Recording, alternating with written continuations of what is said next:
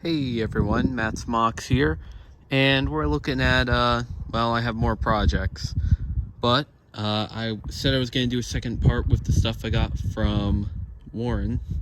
So here is the two cars that were assembled. Of course, this car is taken apart. It was on top of that car, and all the equipment's inside. Plus, I still have the Lisbon trolley wheel set, which has been sitting here since I got it.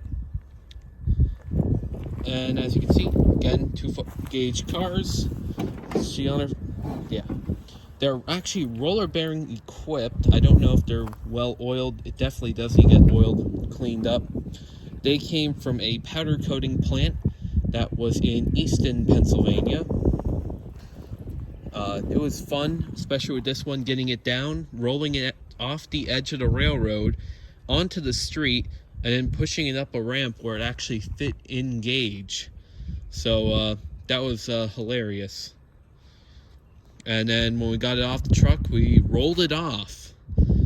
Rolled it onto a concrete floor, and then a forklift came and picked it up. Same as this one, which as you can see is chalked up with some of the wood we got. And just had the top off to show you what the framework looked like underneath. Now it is upside down at the moment, and this, as you can see, it sits like that. But it's a very neat setup, and it'll be fun to put it back all together. I'm gonna put different tops on these cars, wooden tops, and the steel bodies that are originally on them. I don't know what I'm gonna do with them yet. This one it's a little loose in that spot, and unfortunately when Warren put the wheels on top, one side went in. You just look at that. This stuff just is paper thin.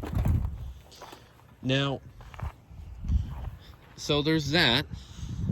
There is the pole, which was protecting the Diamond Branch and the O&W Scranton main line.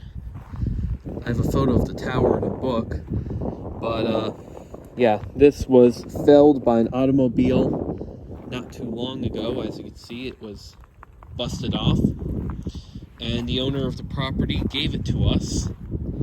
So here's the pole, which we are going to get a topper and a new semaphore blade put on it, because the originals were stolen by a scrapper years ago. There's a sign that was sticking onto it. Don't worry, that business has been out of business since COVID. And here's the ladder. It took a lot of the direct hit when it fell over, so this will be fun to straighten back up. But that's my friend Matt's project. He actually helped move those cars. And yeah, that'll be interesting. It'll be probably one of the only working O&W signals when it's done. Now, the rail side. Unfortunately, originally it's going to get 4 lengths. It was turned to 2 lengths. However, when the track in the tunnel is replaced, I get the 12-pound rail that was originally in there. So my 20-pound rails are just sitting here, what I was given.